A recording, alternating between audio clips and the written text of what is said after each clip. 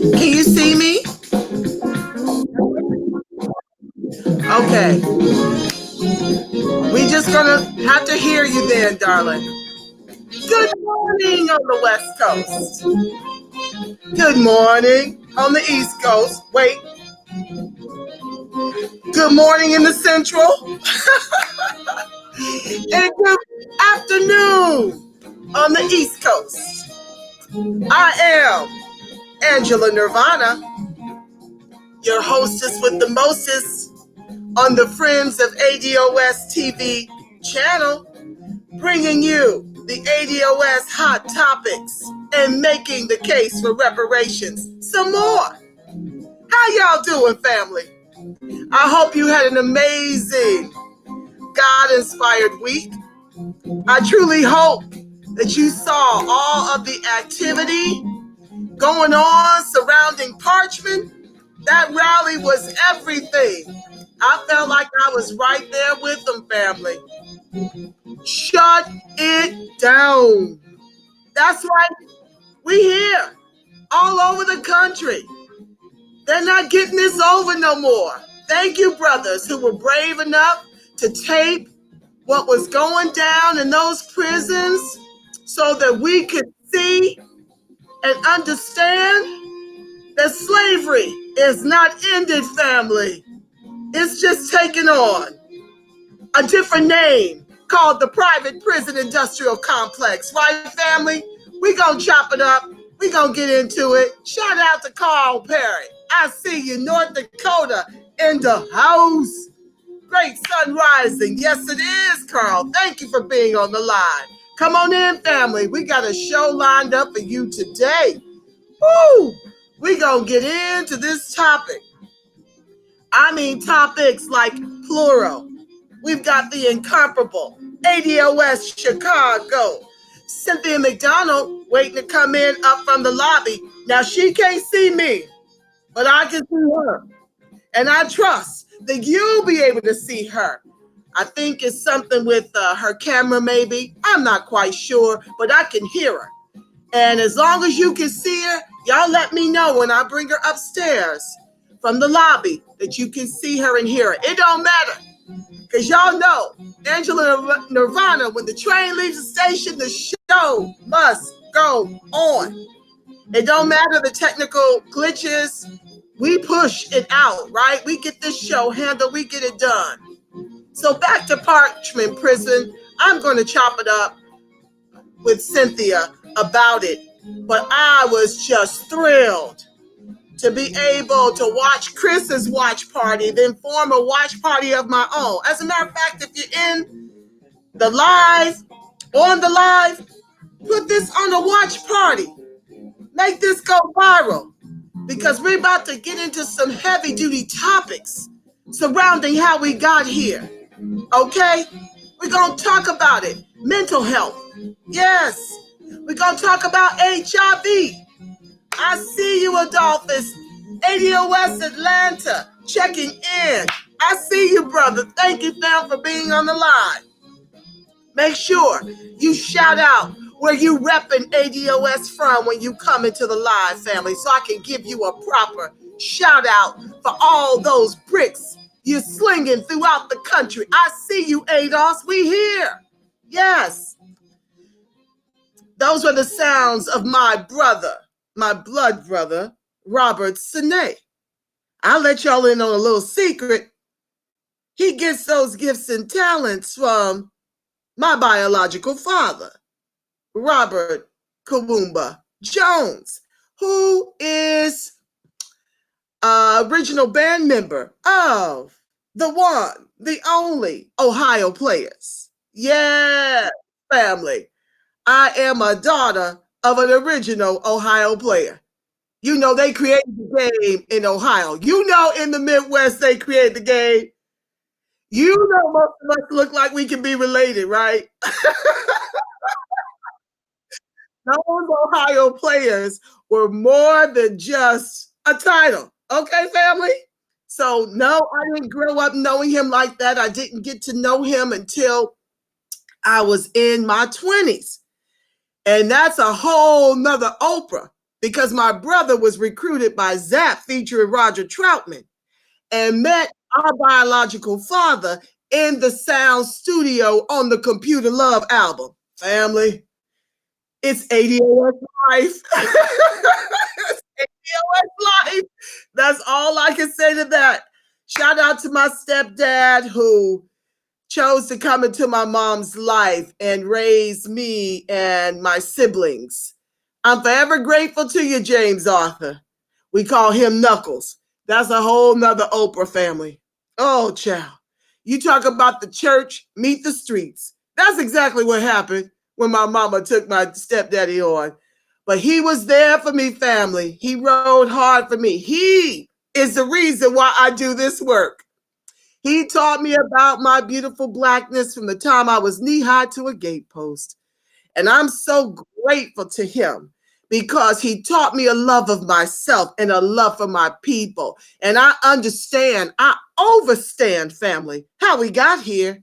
Yes, I do.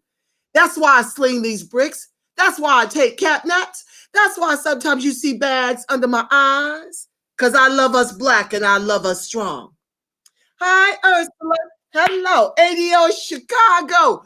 Ursula's in the house. I don't know if you know Cynthia, Ursula, but she's our guest today. And if you don't know her, you got to get to know her because she is everything, family. So we're going to talk about mental health. It's some tough stuff today, family, but we got to get through it because we got to know why we're picking up bricks, right?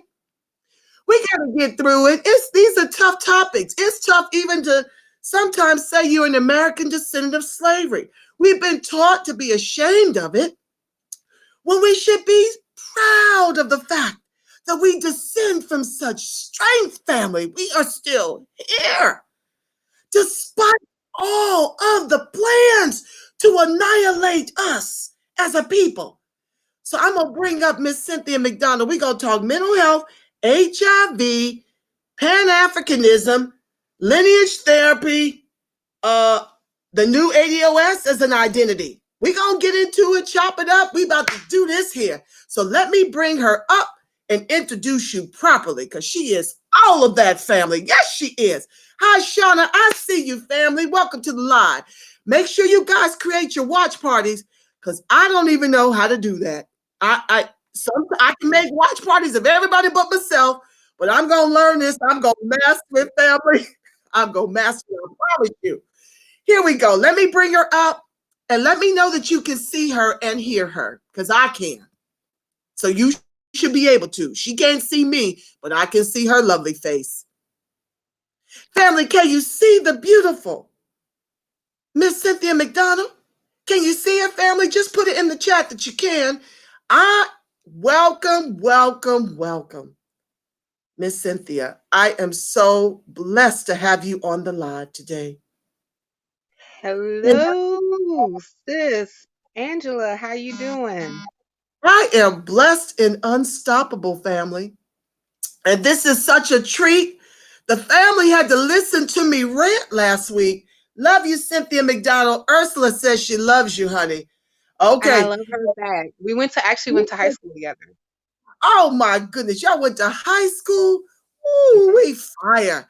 Well, she says she loved you back. I'm sure you heard her, Ursula. And just let me know, guys, that you can see and hear Cynthia because I see her. She's beautiful. She's all of that. And I'm just so thankful that you decided to join us on the live today.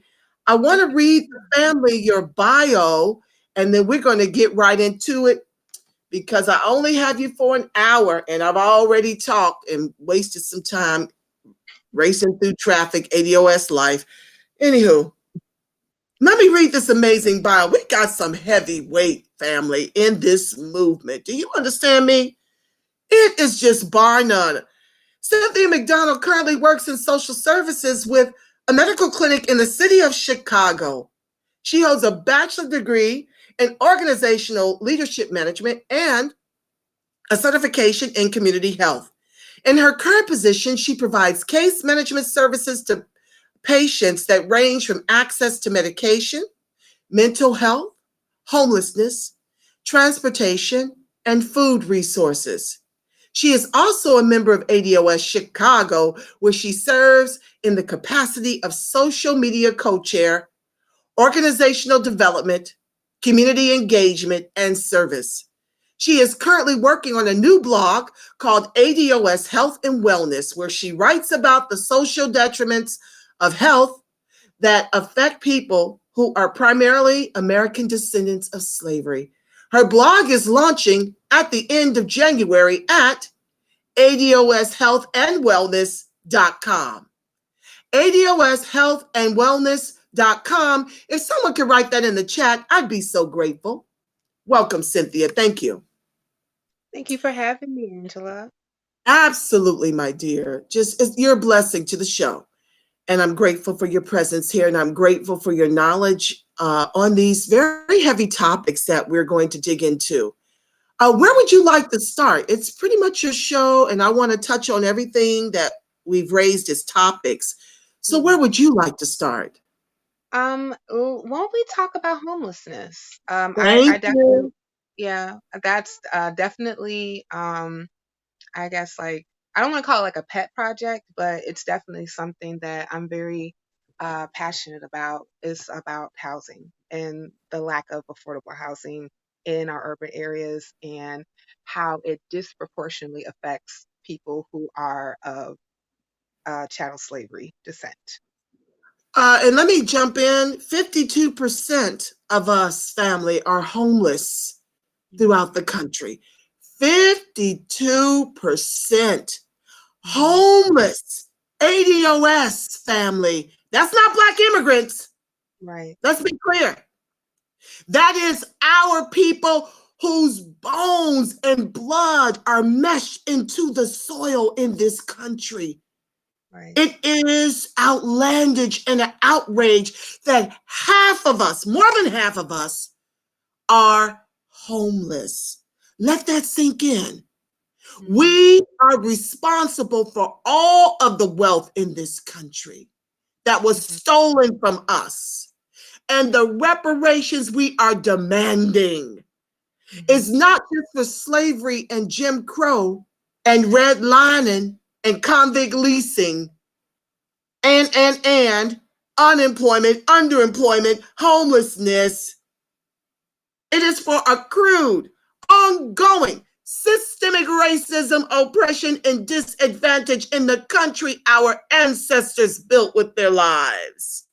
Get used to saying that whole thing, family, because that is why the ADOS movement takes catnaps.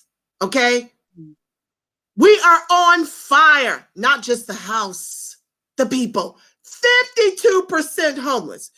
Let Cynthia chime in. Go ahead, Cynthia. So, the statistic that you were just talking about was from a recent article from ABC News, and it was actually talking about, I want to say, let me see if I can actually pull it up because I had it say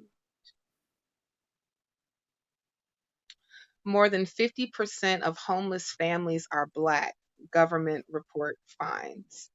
And that even goes along with another article that came out, I want to say like a couple of days ago, by the New York Daily News about African Americans are 40% homeless and 13% of the population. So when they were even talking about like African Americans are 40% of homeless, they were just talking about overall. But like when you look at the family unit itself, like actual family, like however like you delineate like what family looks like, that is definitely over 50% of Black people. Um, I know that like when I first started in my particular current role, and after I was done training, the very first person or the very first patient that I dealt with was a ADOS woman who um, was a flight attendant. I want to say, yeah, yeah, she was a flight attendant who contracted vertigo, and so she couldn't like be like in the air any longer because of course it was a detriment to her health. And she then um, retired from that position. She became a nanny. Started having other health problems, so she wasn't able to do it consistently. And long story short, she ended up homeless. So oftentimes, like when I saw her, like it's like, okay, this is my story. This is where I am now. I've never been homeless in my life. I've always worked, right? And now I find myself in this particular space, even though I was a worker, I was a taxpayer, I saved money, I did all of these things, but now I'm homeless. What do I do? And I had to scramble and try to, get her some resources as much as possible. And we ended up finding her like a women's shelter for her to stay in. And she stayed there, and she was telling me about all these different issues that she was having while she was at the homeless shelter. And the main issue that she was having per se was, I'm not used to being in this space. I don't know how to operate in this space because this was not my narrative. This was not where I even envisioned myself. And when I looked at her and listening to her, the only difference I would even say between her and me was I have family. I have family here where we were. She didn't have a family, so she didn't have a resource that she could actually go to. Mm. And it was like it was very jarring because like that really got me to see like, oh my goodness, like how like rough it is like for people that's really out here. And the more patients that I saw that was really looking for housing resources, the more that they look like me. And it's not to even say that the patients that because I work with, all types of, races, ethnicities, etc. um and not to even say that I have worked with, patients who are white who were homeless as well. But even in my own even in just in my own personal capacity, the majority of them were black. The majority of them, the overwhelming majority of them who were black, were ADOS.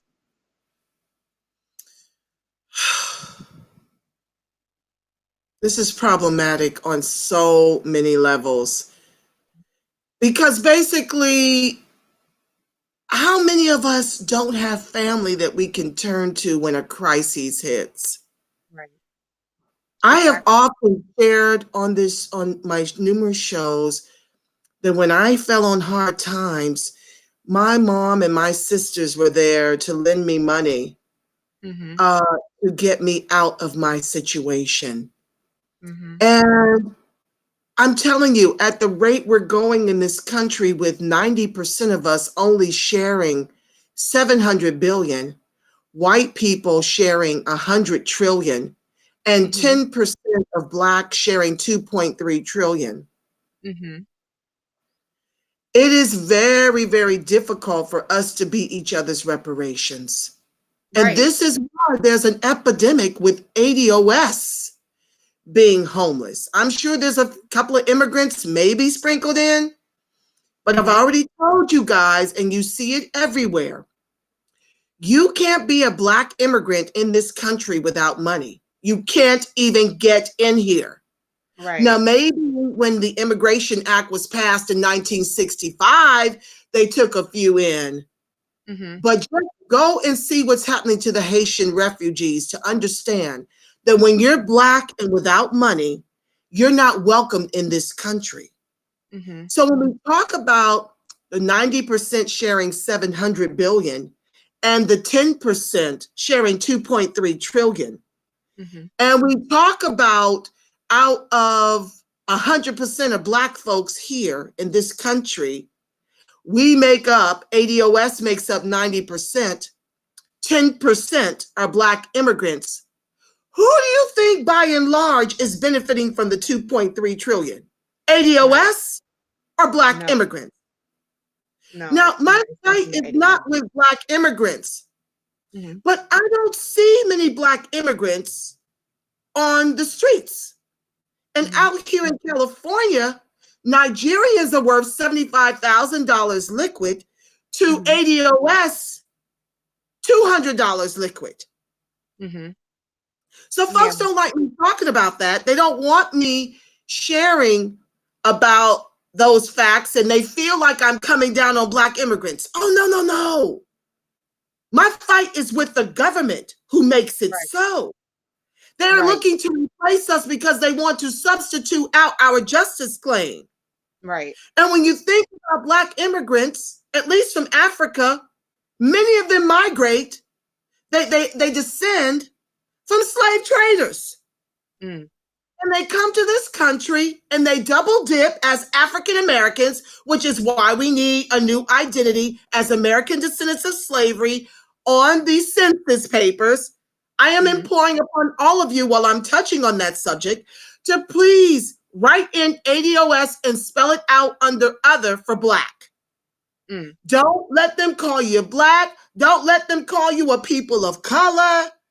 Yeah. Don't let them don't let them call you African American. It's a trick bag, family. And that's Mhm. why we need a new identity. And you guys need to spread this word that Right. when those, and furthermore, don't rely on them taking you down for the census. There are other ways to get yourself counted. Do not rely on the census takers coming to the door. I Mhm. live in a mixed neighborhood, but I applied for the census. And with all of my experience, I should have been a manager of census takers. Mhm. Now, they say they have yet to finish fulfilling the positions, but I'm Mhm. here to tell you while I was at work, I got a call. Someone rang my intercom, it rings through my cell phone. I got a call from a Hispanic woman at my door to come in to take the census. So Interesting. what I'm trying to tell you is I don't trust anyone but ADOS to take these census or do Yeah. it yourself online, family. There's a Yeah. way And for you you to be can. counted online. You can be in control of your own count. Okay? Now, You may go ahead, Cynthia. oh, well, speaking of the census, like, so myself and another ADOS Chicago member volunteered to count folk who were homeless for the census.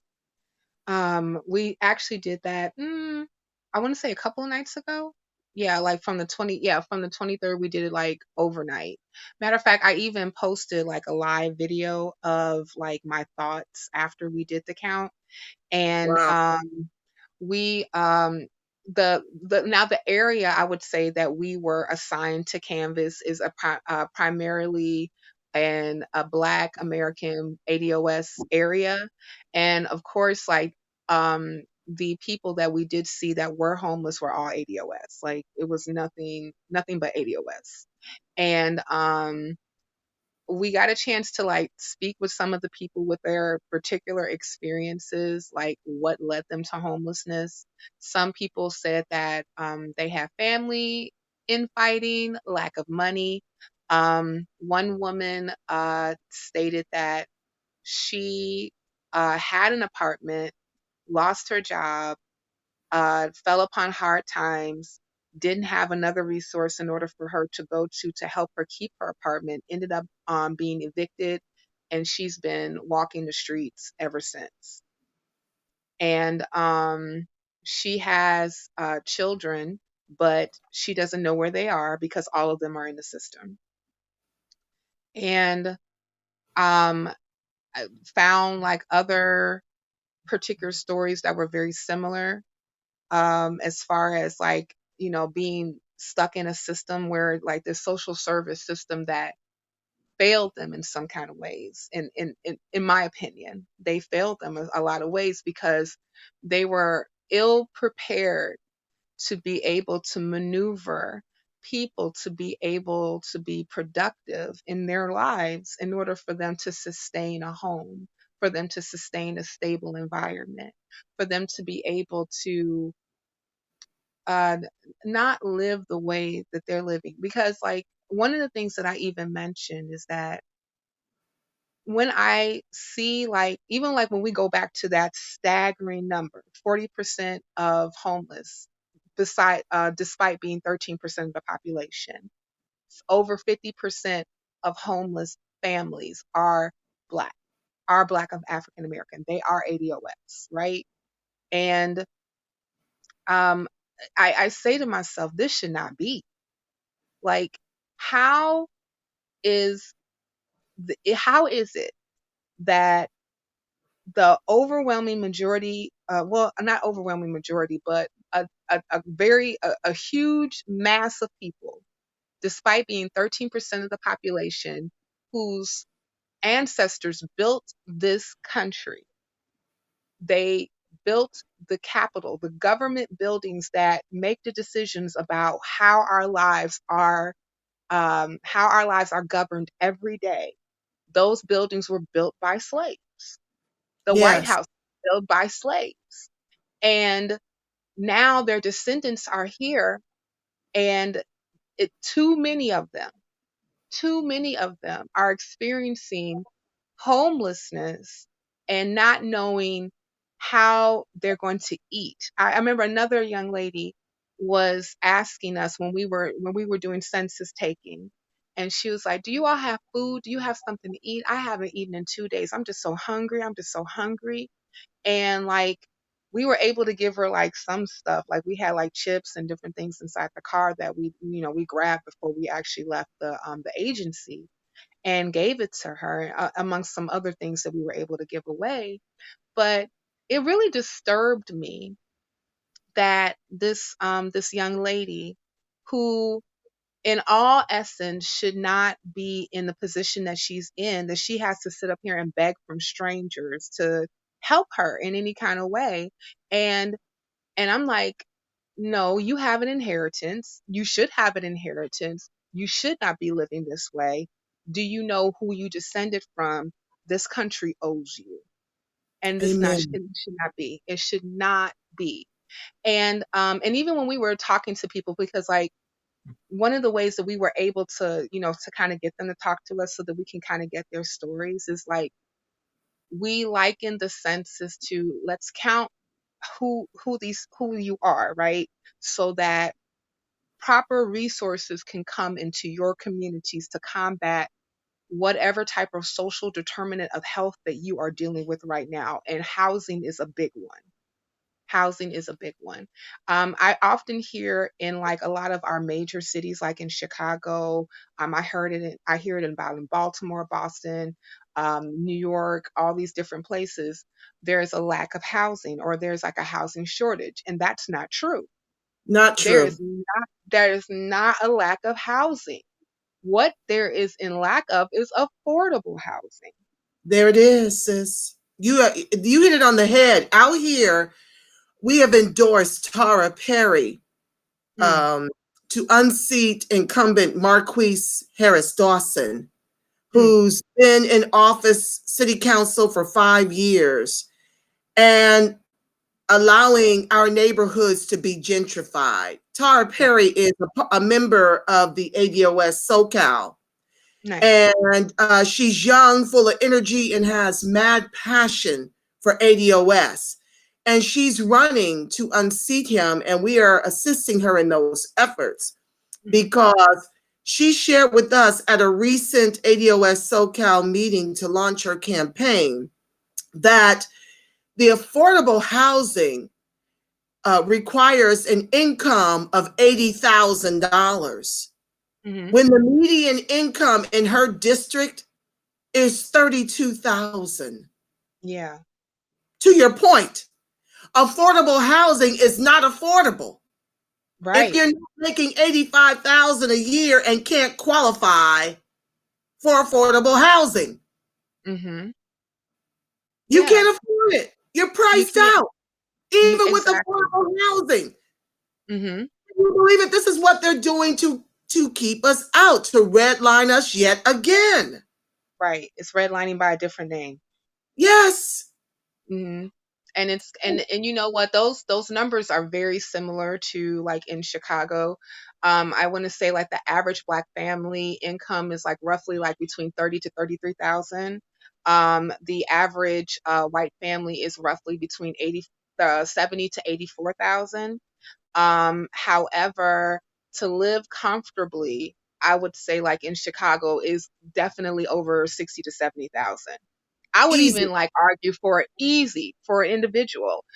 We were even remarking in the area that we were canvassing the other night when we were counting homeless people, which is again a predominantly Black American ADOS area. That the rents, like the average rent for like a two-bedroom apartment is like about 1800 dollars easy. And that does not necessarily include any utilities. That's just to live there. And Right. you still have to figure in, how am I going to pay for heat if heat is not included, right? How am I going to pay for other utilities like electricity, gas? And also I have to get around, like, we do have like a pretty robust mass transit system in Chicago, but one of the things that happened, and I think this is like a definitely something that has been copied in a lot of different urban cities from what I have read in the past, is that um, people who can afford to stay in the city, those are marked as opportunity or tip zones for them to be able to come in, price folk out who cannot live in the area, and then they are end up shipping to certain areas outside of the city, like a suburb. And those particular areas um, are not as robust when it comes to transit. So they're going to have a harder time to get around. More than likely, if you live in a suburb of Chicago, depending on where you live, you're going to need a car, and then that's another added expense, right? And then Yeah. a lot of those people are also, they may work in the city, so they have to add that extra transit price in order for them to commute from to where they live back to the city and back and forth. And they have to do it because they don't have the capital, they don't have the income level in order for them to be able to live in the city comfortably. And it's egregious. I mean, a lot, Yes. even like it is. I mean, like I just I keep on going back to this phrase because it really just it just annoys me that, well, it more than annoys me. I mean, it because it does not make any sense that this is the lives of people who, because even like, some of the people that we have read statistics to concerning like Black life, ADOS life, that are homeless are working homeless. Like, Right. I've seen patients who work a whole 9 to 5 who are living out of their car. Yes. Yeah, it's You happening know? out here too. Yeah, it's insane. Like, they're living out of their car. Because they can't afford the rents inside the city, but they don't necessarily want to go outside the city because, like I said, like the transit cost from coming very, very far into the city in order for them to work and live. I mean, like, I would say like the concentrated area where a majority of, let's just say, professional working people in Chicago is what they call like the downtown area. That's where, if you look at like any movie or like advertisement for tourism for Chicago, they always show the Chicago skyline, right? And that's Yeah. where all the big buildings are, the skyscrapers, etc. Really pretty. But you can basically, unless you making that paper, which means like six figures or more, you not living down in that area. You can't even Right. think about it. You can't. I said I have one girlfriend who like lives there, but she boomer hooked. She's boomer hooked. So and they were able to take advantage of some of those particular things that happen, so that she'll be able to afford those areas. But I mean, that's not the majority of us at all. Right. At Right. all. And it would make sense, like, if it would make sense for you to live in the area where you work, right? That's right. But Yeah. if you can't, but if you don't have the income, or even the wealth, right? Because like heaven forbid something happens to your income, right? Majority of us don't even have like the savings to like live off of that for 3 months. Absolutely, we don't. We are a Mm-mm. paycheck to paycheck kind of people. Right. And a lot of us are just a paycheck or two from homelessness. That's it. Yeah. That's it. Yeah. And I, don't have a major car repair or a major health crisis, oh my goodness. and not have any family to turn to. Exactly. Exactly. And I can rattle off cases that I'm working with right now where that is the case. They're right in my head right now. I'm working with patients who had health crises, cannot work right now, homeless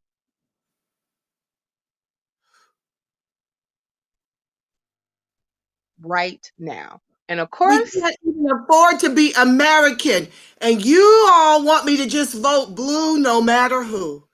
mm, Have you lost your mind? mm, Have you lost your ever loving mind to think it's okay and give these continue to be the mules of the Democratic Party?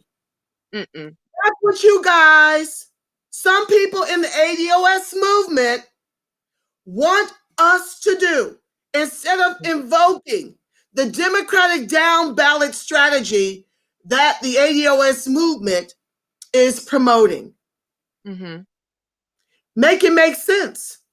mm-mm. So when do you guys suggest we stand up and fight for the reparations that we are due? Y'all Right. want to tell me that folks been fighting for it for 30 years? Mm-hmm, Why are you fighting for it for 30 years? mm, Maybe it's going to take us 30 years for me to understand. Because right now, mm, I don't understand how the boomers, by and large, are okay.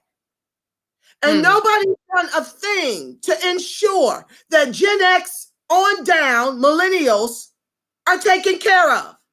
Right.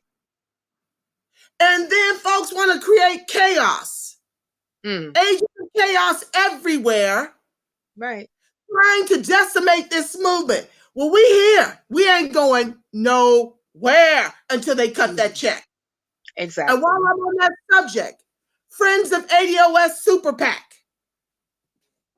we are raising money. Visit us, friendsofados.com. And I've already set up recurring payments because none of this happens until we can buy our politicians' family. Mm, These numbers will continue to grow until we have enough money in the war chest to support these beautiful ADOS people that are running all up and down the ticket locally, on the state level, at the federal level. We got mm, folks coming for those seats. We need mm, 25% of ADOS in the Senate. We need 25% in the House of Representatives. Or y'all can forget it. We'll be fighting for 30 years if we mm. don't change what's happening in the government that owes us. That is who Right. my fight is with. It ain't Hispanics. It ain't blacks, immigrants. It is the government. We cannot afford to be American. This is a problem. Not only is the house on fire, we are on fire. So visit friendsofados.com and set up your donations because we are doing support ads for ADOS candidates who are speaking about reparations from the chest and attack ads for everybody that's coming for the ADOS movement. We are your new civil rights movement. And if you haven't picked up a brick in some way, shape, or form, pick up one. Right. Join an ADOS chapter near you. And stop Yeah. getting hung up on personalities and the little bitty scuffles in-house, the infighting that goes on. We got a people to save. That's right. That's right. That's Ted exactly. Hayes, who is an advocate for homelessness, 35 years here in Southern California.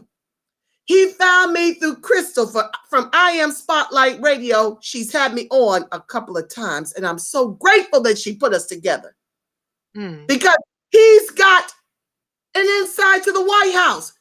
And you know what they ask him, family? Where's your army? Mm. Well, he's called Angela Nirvana. He found his army, family. He found his army. Nice. ADOS SoCal. We will be collaborating. We meet this week. We got a meeting coming up on February 1st at the party venue in Los Angeles, 3 to 5 on a Saturday. Everybody needs to be in the building. And if y'all chapters outside of Los Angeles, y'all need to help me spread the word. 52% homeless in the country our ancestors built with their lives. Mm-hmm. I am outraged to hear these stories from beautiful Cynthia. It hurts me in my core because I wish I could save all of them. Yeah. And I know y'all do too. Y'all wouldn't be over here rocking with me if y'all didn't feel this too. So forgive me for getting a little emotional. And I don't even know how, Cynthia, how do you manage around all of this to keep your posture? How do you go amongst our people who are suffering and struggling and keep your composure? Can you share with the family how we manage this? Because see, this is a part of the mental health piece. Can you share with us how can we protect our mental? I know I've got my spirituality to anchor me. I know that you're Buddhist and you have that to anchor you. Can you give us some tips? Because you just do it with such grace and stride and calm. And they need us to be graceful and calm. And that's how we hear you, right? But I'm an emotional crybaby. Everything just hurts me when it comes to ADOS. I just I understand. make it so personal. No, But share with I, us, please. you know, well, first off, I drink copious amounts of wine. That's one.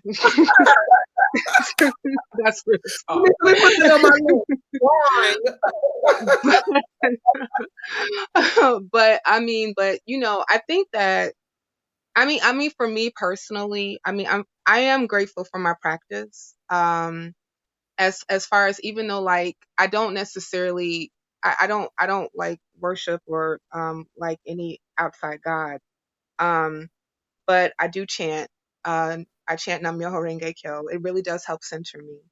But I I think even personally for me, when I think of our people and what they are currently dealing with, I feel like it is my personal duty to do anything and everything within my capacity to make sure that their voices are heard and that the work has to be done. Like I feel like the justice claim and where and what we need as a people is bigger than me.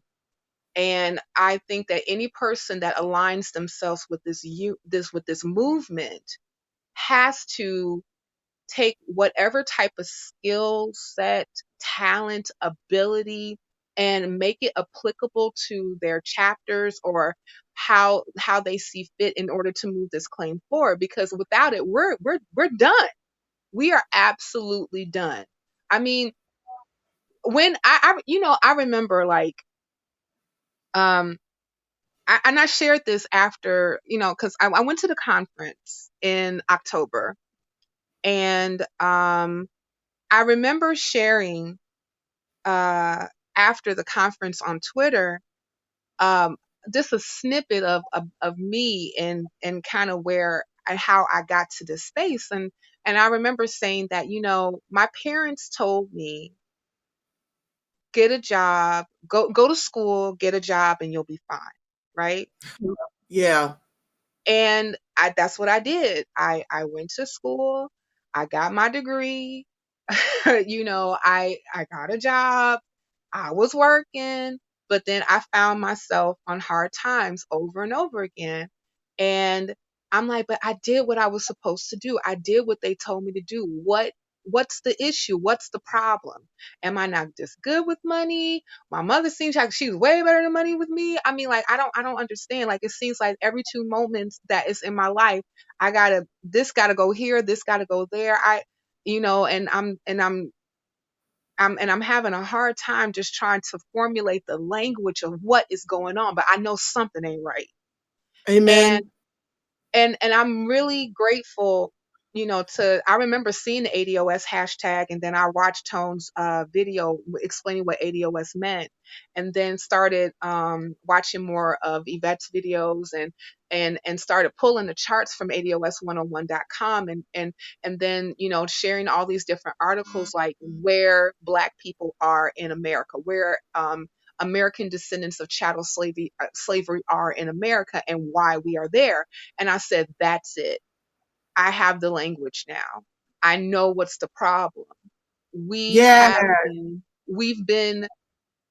we've been singled out since our Slavery. ancestors touched soil here to Yes. be the shoes of this nation. And even when we were quote unquote freed, we were never freed, not socially nor economically. And the complicity of that position came from government. My mother told me when we were doing, when they were talking about when they purchased the house, um, they told me that my father tried to use a VA loan. She was just trying to do like a VA loan to get this house, and he was denied, and but never knew why.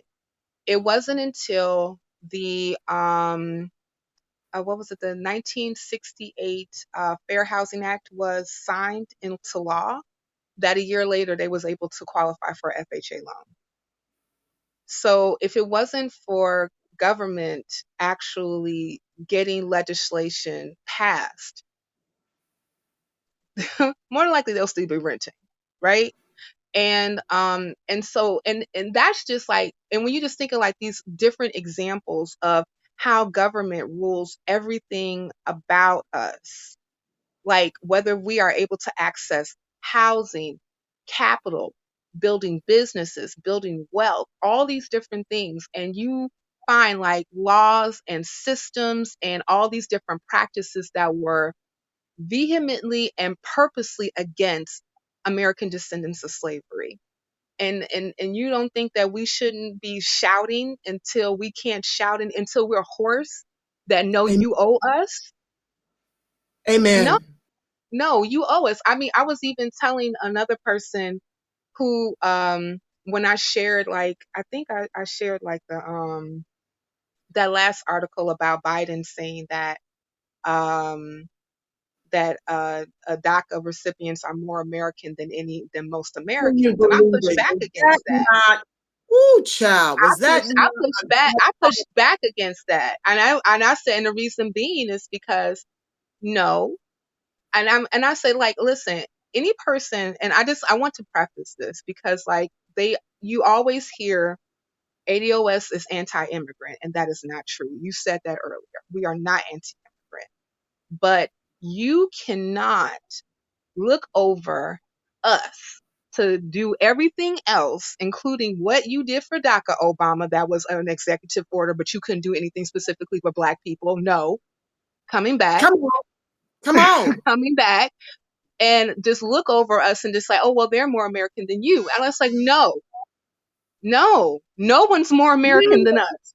Wait a minute. No We were one. here before America was formed. Right. We We were are here before there was an America. We fought, our ancestors 1619. fought in every war. The very first casualty of the American Revolutionary War was a Black man, Crispus Attucks. The very first one. My father was an immigrant, he wasn't an immigrant, I'm sorry.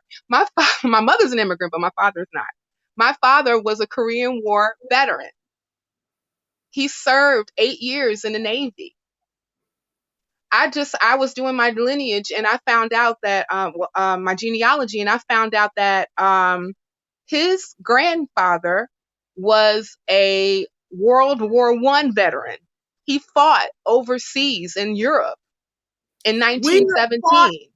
we have fought in every war since war Everywhere. started. And And I since mean, there was a war. Yeah, since this, there were and let wars me on tell you this soil. something, family. We've only not been at war 16 years of our whole entire existence. Yeah, We've only not been at war out of 252 years or something like that, 1776, do the math. yeah, The bottom line is we have only not been at war for 16 years, and we have fought in every one of them.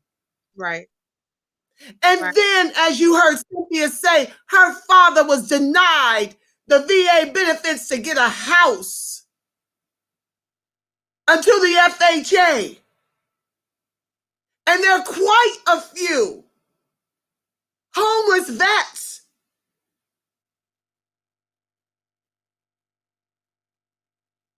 Yeah, there are. Oh my goodness. There are. And I was even I worked with a few homeless veterans. We were able to kind of get them services, but um, it's not always very quick because we know the bureaucracy that comes with government too. Let's talk about, thank you, Cynthia. Do you have, can you give me a little extra time? Because this show is too important to, we just really only dealt with homelessness and I wanted to touch on all your topics. Mhm. Do you have a little bit more time you can give me, or do we have to reschedule you for another show? I got a little. I can do a little bit more time. Okay, family, it is what it is. We're going a little longer. You can check out and tune in later if you have things to do, but this is too important. Let's talk about mental health Mm,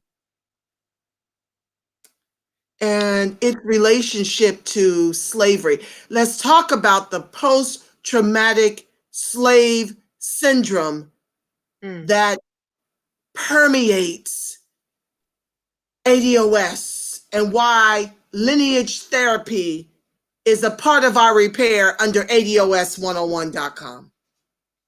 Mm, yeah.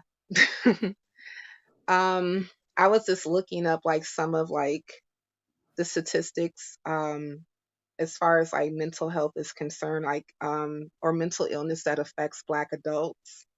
Um, and we're roughly like about 16% overall prevalence of any mental illness, and and about 1 in 4 adults all suffer from some type of form of anxiety.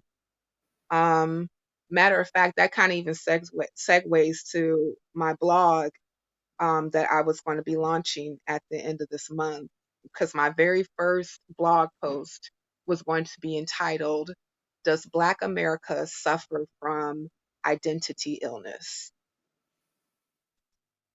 And I I believe that, and just like from some of like my own personal research that I've been doing, when I really look at the inceptions of what Black America has gone through to even come up with what do we call ourselves. We were called colored. We were called Negro. We were called Black. Depending on where we were in antebellum South, we were called boy or gal, or even post antebellum South is, boy or gal or a nigger. And now we're considered African Americans. And we've been really running ragged to try to figure out who the hell are we. And I postulate that it has definitely had a huge impact on how we view ourselves, to the point where it stifles how we live in life in a lot of ways, just because we have such a huge issue when it comes to identity, that it just messes with even with our brain chemistry. When you talk about post-traumatic slave disorder, like, and I even think about, like, when we even talk about, I know that one of the things that we were going to talk about was even Pan-Africanism, and how I feel like that ideology is just very flawed, because it goes back to this whole identity crisis that we suffer from as Black Americans, as we suffer from ADOS, because no one wants to take their lineage to the killing fields of the American South, rather than saying that we descend from kings and queens. And no, we do not. We were sold by kings and queens and chieftains in order for us to get here in the first place. And we've been carrying that trauma ever since, because we have a big issue with saying who we are. Yes, And we we do. want to look to everything else to actually say that this is who I am. I was going back and forth with this brother from Liberia, Pan African. Of course, I am not Pan African, and I I said to him, because he was saying that, you need to look at Africa as your home, and I said, where in Africa is my home, sir? Is it Ghana?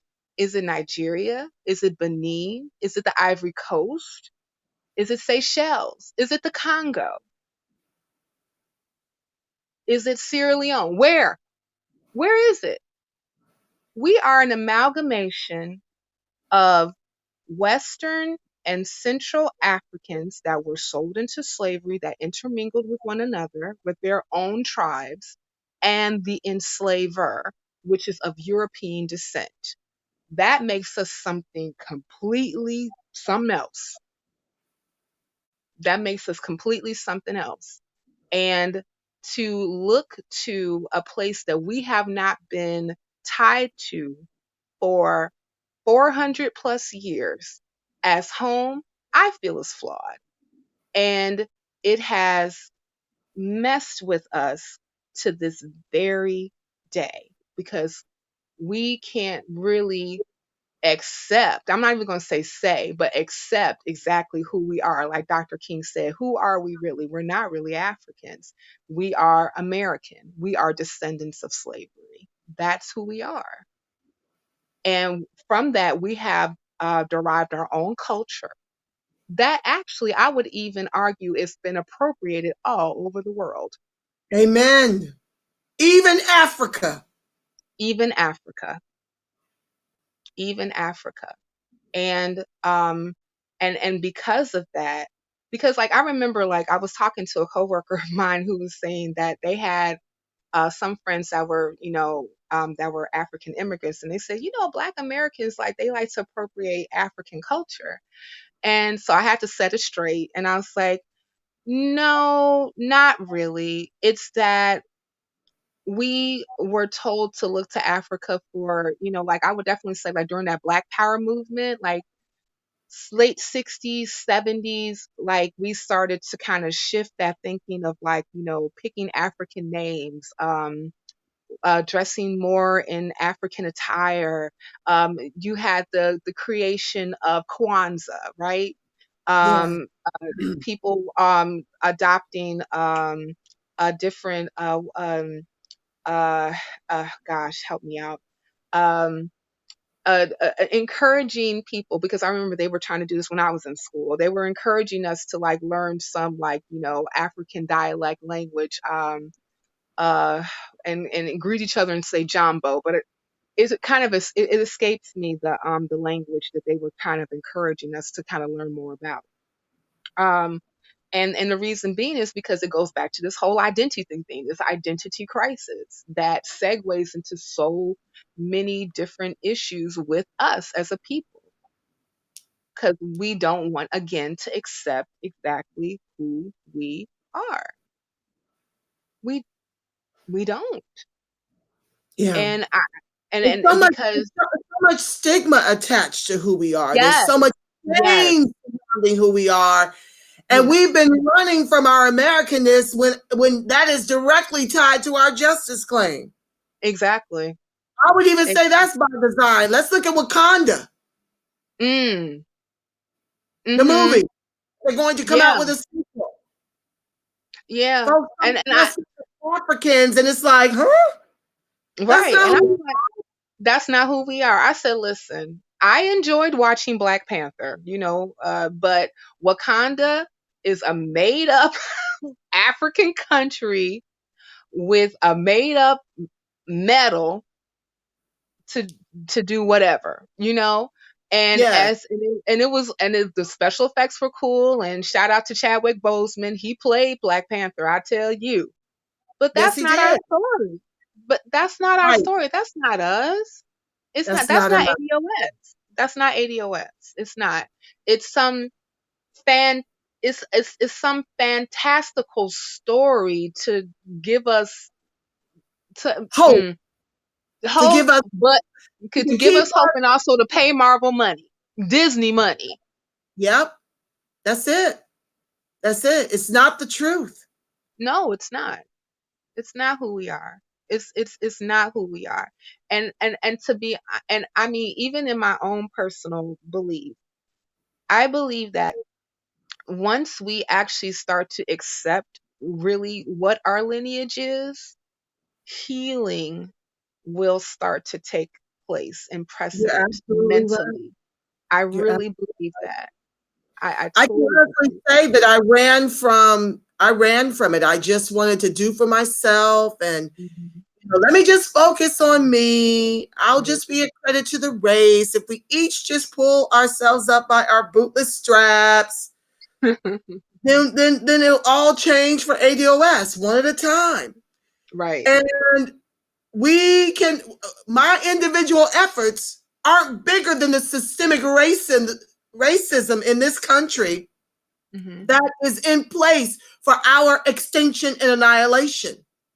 Mm. Right. It's, my individualism couldn't do it.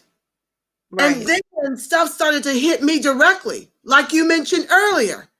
Why am I college degreed in finance? And after 2008, started having issues with finding Mm. work Mhm. and have not recovered my six-figure a year income yet. Mm. Mhm. I have to create that, right?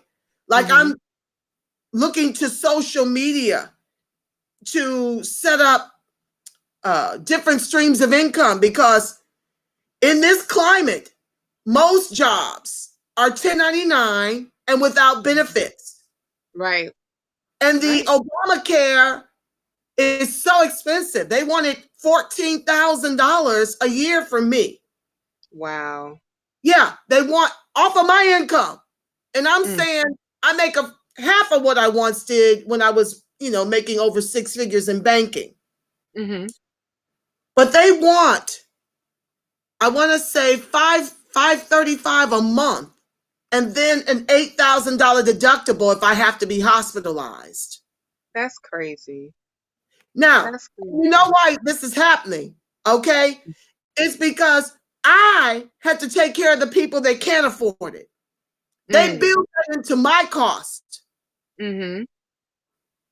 So the people that can't afford it can have free Obamacare while I have Mm. to pay for the nose and I'm hardly ever sick.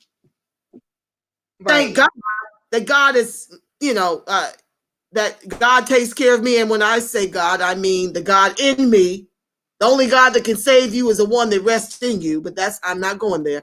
Anyway, I've been able to sustain myself through water, proper rest, working out, things of this nature help me to decompress. But I can tell you back to my point, I ran from this fight. Mm. But then everything starts to impact us. Mhm. These grades make it difficult for me to get work in corporate. I Mm. find the more I assimilate, the more acceptable I am. Right. I'm too radical to do that. I need to be free, but we're Mhm. not free. And when we need No. work, we got to slap on a wig or put it in, like this one little Al Sharpton dude told me when I first moved here.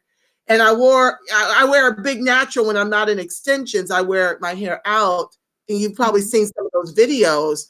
But the Yeah. man told me when I first moved here in '03, you ain't nobody gonna hire you with your hair standing all over your head like that. You Mm. go get you a wig or try to mash it into a ponytail or go get you some perm, but nobody's gonna hire you with that hair standing all over your head. I had moved here from Brooklyn. Mm. Okay. I lived Mhm. in New York for 13 years pursuing theater, television, and film. And the beautiful Brooklyn women were natural. They had Mhm. braids, they had locks, they had different colors, they had froze. I mean, gorgeous, natural Mhm. Black women. Mhm. And it just, I felt ridiculous to be having a weave in or to have a wig or whatever. It felt out of place. It was something happening in me spiritually, Mm. really, that I said, Mm. I am enough in all my natural beauty. I don't have to assimilate. Mhm. And they taught me that. So when I brought that to LA, nobody was rocking naturals out here. They might Mm. weave one in for a role or throw a wig on for a role. But I was one of the first people to rock my natural in Mm. '03 when I moved here on the heels of surviving the World Trade Towers coming down, Mm. surviving 9/11. Mhm. That's a whole nother Mhm. Oprah. All I'm saying is we have been traumatized in the mental on Yeah. so many of fronts. We've been assaulted and Yeah. ashamed to be Black, from skin lightening creams to perms to weaves to the commercials that are constantly purporting white women and other women above us. Yeah. It's been a nightmare how traumatized we've been. They've done Right. everything they can to turn us one against the other, Yeah. Yeah. to put That to Willie put Lynch syndrome. racial agenda and trying to praise mulatto children, biracials, whatever you want to call them, over beautiful Black and brown babies. We have had a number done to us, We have. and we simply have to take ourselves back. Right. I want to thank you so much. Uh, did we touch on everything? It feels like we did because you kind of tied the mental health. Oh, HIV. Can you Yeah. touch on that a little bit? Because we don't hear a lot about that anymore. And Mm. so you can be tricked into believing that's not an issue. Can you Yes, it touch on is. that a little bit? Yeah. So one of the things that I also do with my position is I do work with a lot of HIV patients. Um, and I help them oftentimes, like, get resources, especially when it comes to medication. And as far as like even like the population goes, when it comes to like transmission of HIV, um, African American or Black American is still the highest, like one of like the highest Wow. when it comes to actual statistics of new cases. Um, um, when it comes and the funny thing about it was not funny, haha, but when I was looking at some of the statistics, like between 2010 to 2016, like the transmission rate is still like roughly around like 10,000 when it comes to Black men who are MSM, like which is considered like MSM means um, male having sex with male. Um, but what I found kind of, not kind of, but like, pretty frightening to see also is that even though it has gone down some, the transmission rate for Black women who are heterosexual is still like one of the higher groups as far as like being able that's actually contracting the disease, the illness. Um, and I believe that some of the reasons why you don't necessarily hear a lot about HIV as much is because the medication for HIV is so sophisticated, more sophisticated now than it was previously, that people can live with HIV for a very long time, very and live very healthy and productive lives because they can get their viral load to the point where it's undetectable. And if when it becomes undetectable, it's untransmittable. So that's the campaign that they call U equals U. Undetectable means untransmittable. Um, but one of the things that happens that I found out, even like working in this particular space, is that because there was so much organizing around research when it came to HIV and other resources for people who were living with HIV, you have developed a sect of people who will purposely contract a disease so that they can get housing. Oh my God. That's how desperate our people have become, that they have to contract a disease to get Yeah, housing. Some to get people, I hear homeless in certain areas where it's very cold. I read housing. somewhere that they're getting arrested just to have a place to stay. Yeah. They're committing I, crimes just to be able to come inside. Yeah, the and also too, I don't know if you actually saw it. I have to find this article that I read a bit how this particular administration is working against the Housing First initiative. I know we're going back to homelessness again, but hey, it's important. Yeah, we'll Um, just uh, flow. yeah, yeah. But they are actually trying to get rid of the Housing First initiative that was more of an Obama administration um uh uh policy.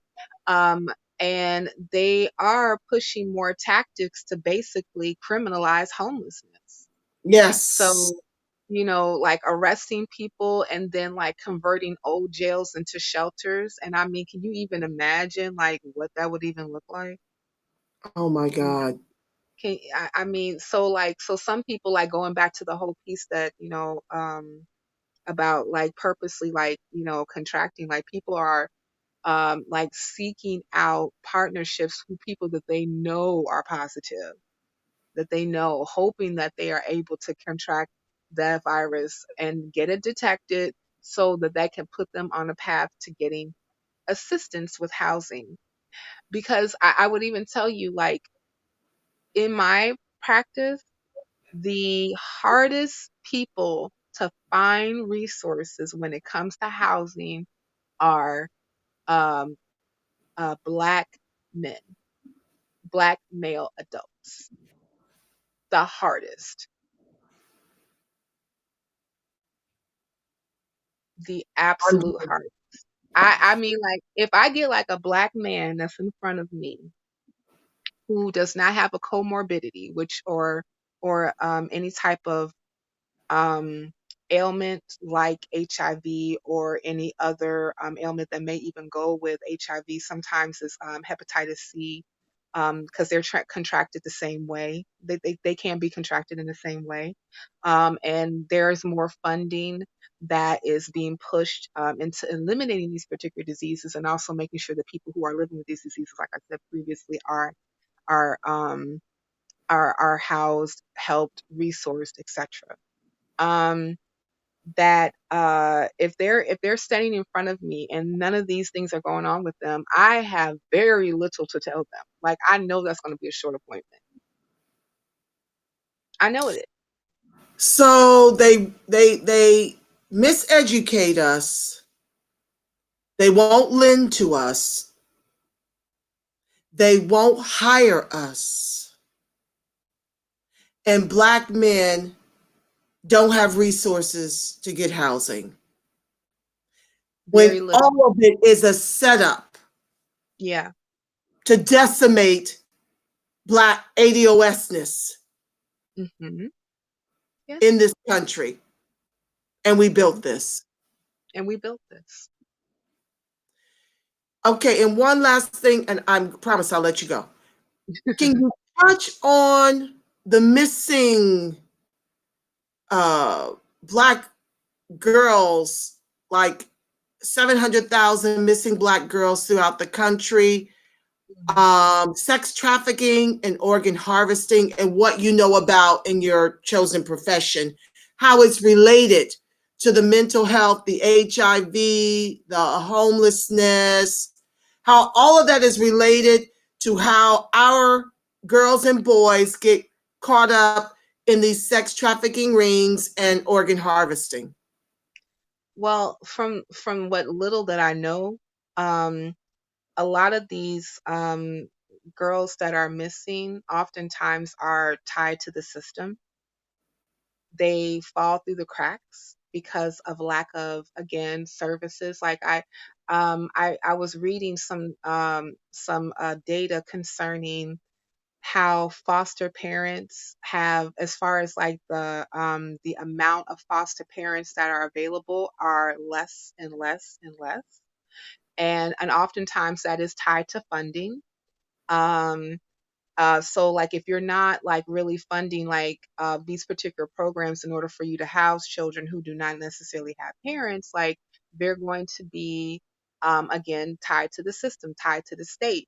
And they may even be, matter of fact, I was talking to a friend of mine who was a court appointed, I forgot exactly what her title was, but she was basically like a court appointed volunteer that would be assigned to some girls who were in the system, who she was telling me how they were not, a lot of these girls haven't seen like their caseworkers in months.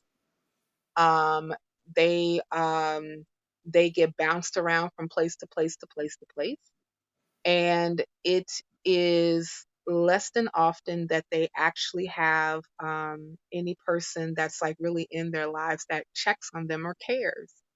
And one of the things I was even telling her, especially when it comes to the caseworker in the foster care system, I said, because like a lot of these people, it's not even necessarily that they don't care, but they get burnt out because their caseload is so overwhelming that they don't necessarily have enough of them to go around to even check on these kids in the first place. So they get lost in the system. So since they get lost in the system, oftentimes they become like the young lady that I met the other night when I was counting homeless, out here doing whatever I can to survive. And when they get in that particular mold, they get targeted and then they come up missing. And then next thing you know, you don't see them again. And it's overwhelmingly definitely happening to our people because we're in this point where no one gives a damn. No one gives a damn. And and I mean like, and it just gets tied back into all these different statistics that disproportionately affect us. And I mean, somebody got to cry loud and spare not, or again, lost. We will be completely lost. So, what can we do as the ADOS movement? What can we do? Where do we focus first? I mean, we've got Mm. so many fires, Cynthia. Yeah, It we do. feels overwhelming. Like, it feels like we don't have enough hours in the day to tackle all of these issues. Like, where should we start? Should we start with the homelessness issue in Mhm. our respective communities? Is that where we really need to start? Because Um, it seems to how, me like even how, once you house them, like when you get, this is the problem I'm having with them releasing our men from prison back into the mm, communities without jobs, without a mhm, way to rehab them. When you think mhm, about people who go into, say, a parchment prison on a low level offense and they're housed with mhm, hardened criminals, and we're Mhm. talking about prison reform, what Mhm. does that really entail? If it doesn't entail a job and mental health, therapy, Mhm. and housing, if they come out and are still treated like animals, Mhm. that's going to impact those of us who have found a modicum of security in this country. Mhm. So I don't know. It feels to me like mental health and homelessness, like these are two things we need to fight for, like right up under reparations. But you're nothing if you don't have a job. Mhm. So joblessness, homelessness, mental health, reparations. What do you think? All of it. I mean, because because when I look at ADOS101.com and I think of like the Black agenda, it addresses all those different things because all those things disproportionately affect us, right? Like Right. when you look at like a parchment prison, built by prisoners in 1901, and these people are living worse than a animal that is in an animal shelter, and these Yes. are people. And The Peter would have been marching all over. Do you Mhm. understand me? Peter would not have it if a dog or a cat or even a Mhm. mouse was treated as inhumane as Right. our people are being treated in Parchment. Go ahead with your thought. I'm sorry for interrupting. Oh no, you're fine. But like when you think of like that particular situation, prisons are not designed now to be rehabilitation centers. They are only designed to be um, places of business, of organizations making more money off of those bodies. Because the more they house these people in these prisons, the more money the higher ups make, right? Even if you think about, like, I remember watching like not this past video, but the video before last that Tone did about how they were counting people who were in Parchment um, in the system who are non-voters just so that they can be able to get representation for that district in Mississippi. But they can't vote. They don't even have a say in the politics in that area. None whatsoever. And they're still living in inhumane conditions. And and also too, like I remember when I was in school, like working on my certification for community health, um we were watching a documentary about, the Ohio prison system and how like they are becoming um more mental health facilities when they don't have the capacity to treat any person for mental health. They don't. And Wow. yeah, and then like and because of that, again, people who may be on parole or they leave those particular prisons, they end up right back in prison because they don't have the tools or the resources in order for them to survive on the outside. And some of them are even opting to come back into prison because they have nowhere to go. They have no way to make money. They have no way to get food. They have no way for them to be able to survive. They get like services for wraparound for this for a little while, maybe sometimes a couple of weeks, and then they asked out, you know? Right. So like and again, like all these issues again disproportionately affect ADOS. So like it's kind of like I look at it like like when we ask where do we go from here, right? I personally first feel like we need to make our people aware because we still have a critical mass of ADOS people who are ADOS in lineage, but they're not ADOS in thought. So since they are not ADOS in thought, I'm Yeah, sorry? it's tragic to me that my biggest opponents are Mhm. ADOS. Mhm. Trying to convince them that we're on fire and trying to convince them to give a damn and not just be on this benign neglect and Right. aspirationalism and self-individualism and all Right. these things do. And it's not to say that we should not continue to pull ourselves up by our bootless straps. But can we at least acknowledge that there is a crisis amongst us? Correct. And that you should get involved. And what came to me as I was asking you, what should we tackle? This needs to be a part of our chapter growing strategy, is to build committees around every one of these issues in which we have distress. Correct. We need committee chairs around private prisons, around homelessness, affordable housing, advocacy, mental health. We need committees within our chapters to tackle that way we can have somebody tackling all of it at the same time.